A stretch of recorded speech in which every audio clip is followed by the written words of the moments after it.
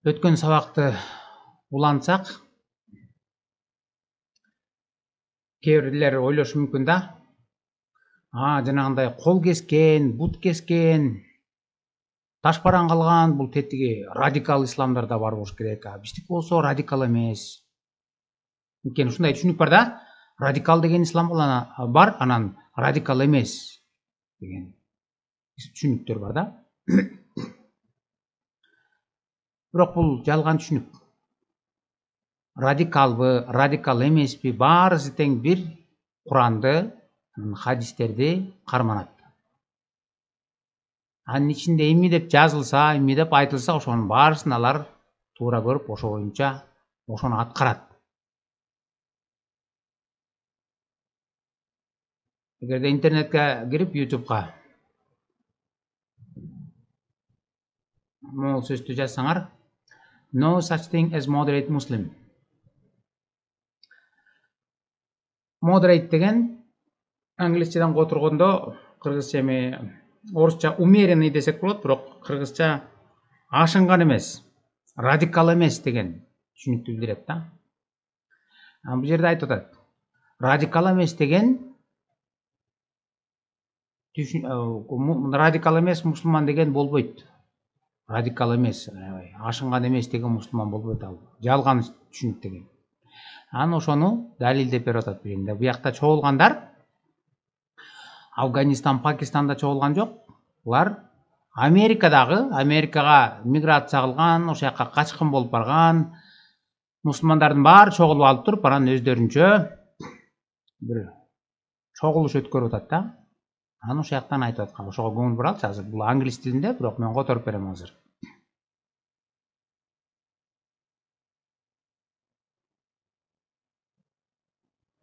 Can we have the camera? Can we have this camera focusing on all the audience, sir? Can we have this camera focusing on all the audience? Because Сүйлөп аткан спикер айтып атат, камераны могу элдерге каратып койгулачы дейт. Элдерди, анткени элдерди көргөзүп, элдердин жүзүн көргөзүш керек, алардын оюн көргөзүш керек. every now and then, every time we have a conference, every time we invite a speaker, they always can come with the same accusations.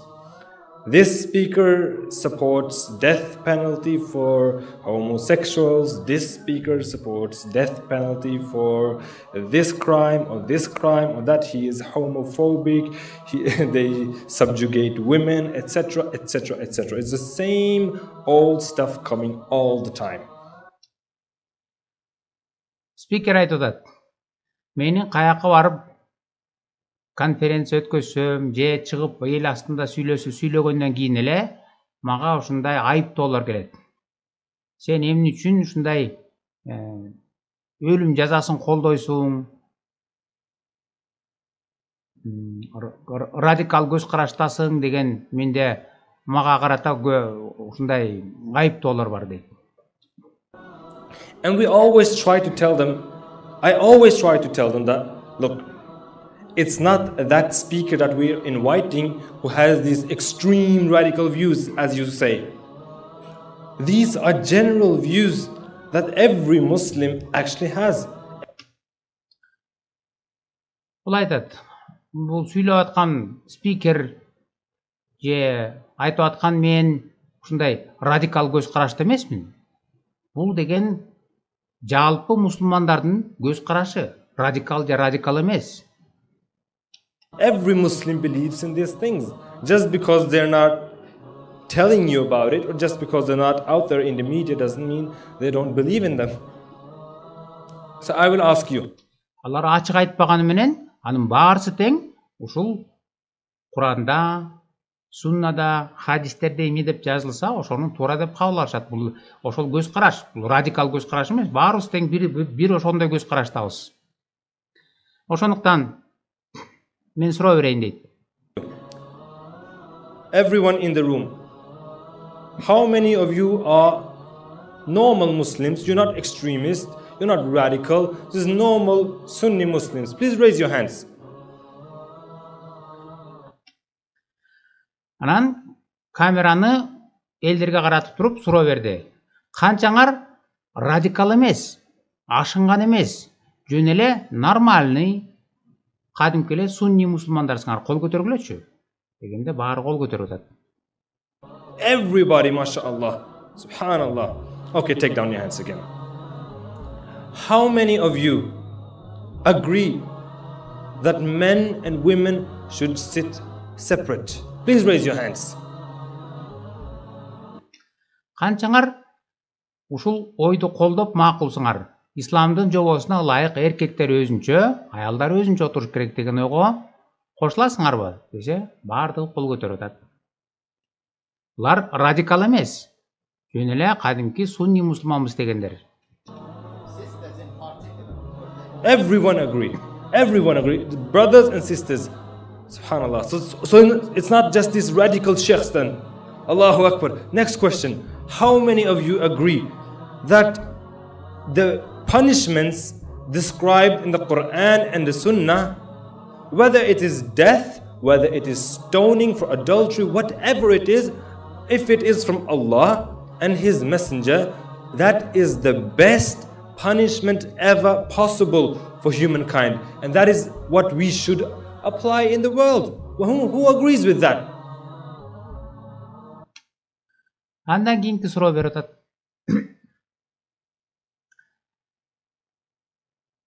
Куранда жана Суннада жазылган мыйзамдар, мейли алар өлүм жазасы болсун, же таш параңга алуу болсун, ошонун баарысын ким туура деп эсептейт? Жана биз ошолорду Куранда жана Суннада жазылган өлүм жазаларын дүйнө жүзү боюнча биз колдонушубуз керек ошону дегендер кол көтөргүлөчү десе, баары кол көтөрүп атат. Allahu Akbar. Are you all radical extremists? Не, баарыңар радикал экстремистсиңерби? Subhanallah. So all of you are saying that you are common Muslims, you all go to the different masajid Norway, or are you like a specific sect, like the Islam net sect or anything like that? Are you like that? No. Силер эмне, радикал сектасыңарбы? Бир террордук организацияга окшогон. Жок, силер кадимки эле сунни мусулмандарсыңар. Же террористтерсиңерби, же болбосо сектасыңарбы? Ашынып кеткен. Are you like that? Please raise your hand if you're like this extreme Islam net sect or anything like that. No one. Эч кимиси ашынып кеткен радикал ислам эмес, кадимки эле сунни мусулмандар. Жана ошол кадимки сунни мусулмандардын баардыгы тең кайсыл ойду айтып колдоп атышат. Эгерде Куранда жазылган болсо, Суннада жазылган болсо, мейли таш параңга алуу болсун, өлүм жазасы болсун, биз аны толугу менен колдонушубуз керек дүйнөдө. Allahu Akbar. How many of you just go to these normal masajids in Norway, the normal Sunni mosques? Please raise your hands. Канчаңар жөнүккө кадимки эле нормальный мечиттерге барасыңар. Эч кандай радикал эмес, кадимки эле элдер барган сунни багытындагы мечиттерге барасыңар. Баардыгы кол көтөрүп атат. Allahu Akbar. So what's the politicians gonna say now? What's the media gonna say now? That we're all extremists? We're all radicals? We need to deport all of us from this country? Эмне? Саясатчылар же журналисттер бизди баарыбызды тең радикал деп туруп ушул өлкөдөн куалайбыз керекпи? Депортация кылыш керекпи? Subhanallah. Allahu Akbar. Takbir! Takbir! Takbir! Муну Америкадагы мусулмандар айтып атат, качып барган ошактагы көбүнчөсү качкын болуп жүргөн, ар кандай жол менен барган мусулмандар чогулуп алып, анан өздөрүнүн оюн айтып атышат. Биз Куранда кандай гана жазалар айтылбасын, ошонун баарысын биз колдонушубуз керек жашоодо. Бул деген эч кандай радикалдарды дегенди билдирбейт, анткени биз кадимки эле сунни мусулмандарбыз дейт. Ошондуктан радикалдар гана жана антип согуш жүргүзөт экен, радикалдар гана колун кесет экен, бутун кесет экен, ташбаран кылат экен деп ойлобогула. Анткени Куранда, хадисте эмнелер жазылса, аны баарысы ошону аткарат.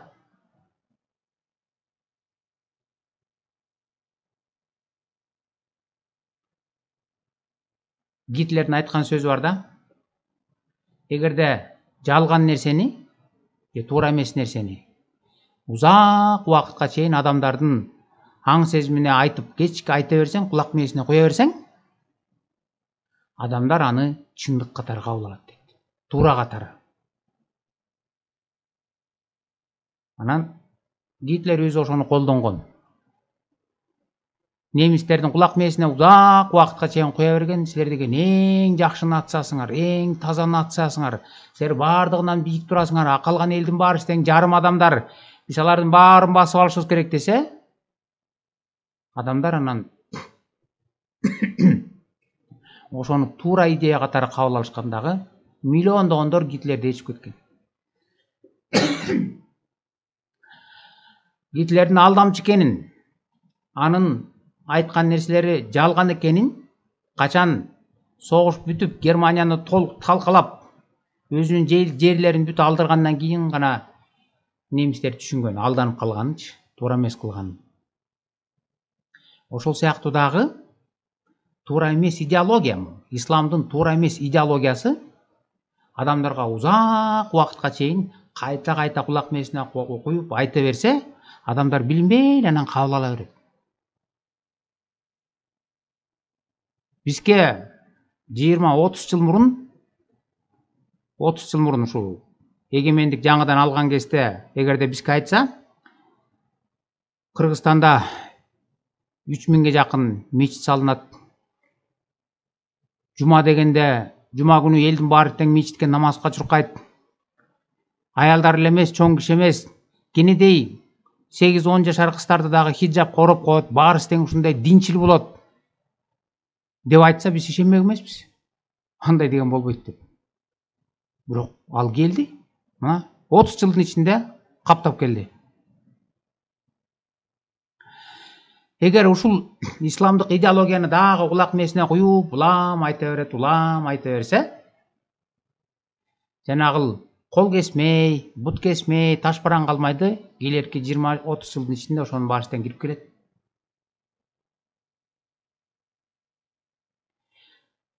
Гитлердин жанагыл айтканын, ыкмасын, туура эмес нерсени кулак мээсине куя берсең, элдер баары бир 20 жылдан кийин кайра кабыл алат дегенди биздин молдолор да билет. Ал жөнүндө өздөрү дагы айтат. Ошого көңүл буруп көрөлүчү. YouTube'га кирип Шейх Чубак ажы фик илими талак могуну жазсаңар, ушул чыгат. Амга суроо берип атат. Жооп берип атат. Дават кыла баштады. Анан мен дагы дават кылдым. Бирок апага ушундай баптизмди куюп таштапты, жүрөгүм ооруду. Суроо, башка диндегилерге кандай форматта дават кылыш керек? Өзүнчө бир эрежелери барбы? Хикмат менен. Жеткирип таштап, Аллах разы болсун, Кудай ыйман берсин деп дуа кылып неме кылсаң, ошол сенин мамилеңен улам буга вирус кирет. Мен бүгүн Турсунбай Бакир уулу менен сүйлөштүм, депутат баарыңар билесиңер. Анан ал кишинин бир мыйзамын көтөрүп жүрөт, жума күнү дем алыш кылыш керек. Анан мен болсо Норуз майрам эмес деп дайыма кыйкырып басып жүрөм. Бирок элдер баары Норузду майрам деп атат, жума күнү бардыгы иштеп атышат. Анан Тынчтыкбек деген бала бар, Беккараев деген бала бар, билесиңер, өтүп кетти, биз тартып жүргөн биринчи. Алла бейиши кылсын. Анан ошол айтат, мага телефон чалып, сиз кандай дейсиз? Ошо Турсунбай Бакир уулунун жуманы дем алыш керек кандай деп айтасыз? Анан мен айттым, Турсунбай Бакир уулу деле билет, мен деле билем. Азыр эч бир депутат колдобой айткан жума дем алыш болбойт бизде азыр ушу күндөрү. Ушу жылдары даже. Бирок Бакир уулу жинде эмес. Бакир уулу ошону айтат, эмне үчүн адамдардын кулагына сиңе берсин деп атат. Балким 20 жылдан кийин ишке ашышы мүмкүн.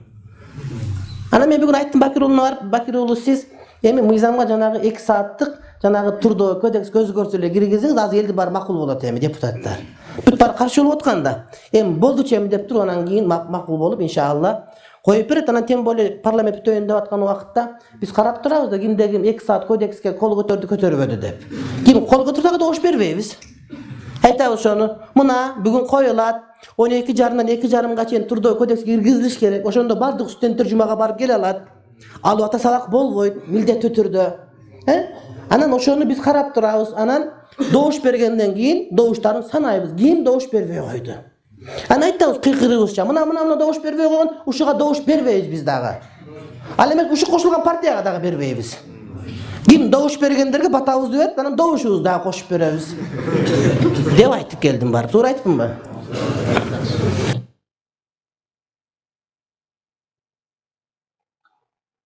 Өзүңөр бул жерде көргөндөй алым айтып атат. Азыр бул ишке ашпайт, бирок элдин кулагына сиңиребеш керек. Азыркы жылдарда да ишке ашпашы мүмкүн, бирок 20 жылдан кийин ал ишке ашат. Ал турмак депутаттарды дагы көзөмөлгө алып атат. Ким кол көтөрсө, исламды колдоп берсе, биз дагы ага добушубузду беребиз. Ал эми ким добушун бербесе, кол көтөрбөсө, биздин мыйзамды анда биз дагы аны колдобойбуз. Азыр биз ушундай деңгээлге жеттик. Совет учурунда молдо эч качан баш көтөрө алчу эмес. Айылдын башкармасына өйдө карай алчу эмес. Молдо. Азыр молдо депутаттарга, бийликке акарат келтирип атат. Ошондой деңгээлге жеттик. Эгер ушул темп менен жүрүп отурса, келерки 20 жылда өткөн сабактагы көргөн кол кесмей, баш кесмей, бут кесмейдин баарысынан келет. Таш бараңы менен баарысы менен кошуп келет. Ошондуктан эгерде биздин элге кайдыгер болбосок, анда азыртан коңгуроо кагыш керек. Могул көрүп аткан менин видеолорумду башка тааныштарыңарга таратып, көргөзүп, аларга дагы эгер өзүңөр түшүнгөн болсоңор, анда башкаларга дагы түшүндүрүп айтыш керек. Антпесе келерки 20 жылда анда Афганистан, Пакистан, Сомалиянын кейпин кийебиз. Анткени бийликтегилер дагы ошондо атат. Алар көрүп атат да, аларга добуш алыш керек. Депутаттар болобу, кимиси болсун, ал добуш алыш керек. А элдин көбү азыр исламга агып баратат. Анан добуш алыш үчүн буларга ыктайт. Булар эмне десе ошого макул болуп берет. Анан кичинеден жүрүп отурат, биринчи жума күндө, дем алыш күндү жума күнгө котортот. Андан кийин көп аялдуулукту мыйзамдаштырат. Анан улам ары кол кескенди киргизет, анан таш бараң калганды киргизет. Ушинтип жүрүп отуруп анан Сомалинин кейпин кийебиз. Эгер андайды каалабасак, анда биз буга олуттуу карап, анан өзүбүздүн салымыбызды, ар бирибиз өзүбүздүн салымыбызды кошушубуз керек. Эгер Сомалинин кейпин кийбей, светтик мамлекет бойдон калабыз десек, анда ошого салымды кош керек. Ошон үчүн аракет кылып иштеш керек. Антпесе адамдардын аң сезими жылдан жылга, күндөн күнгө ууланып атат ушундай идеологияга.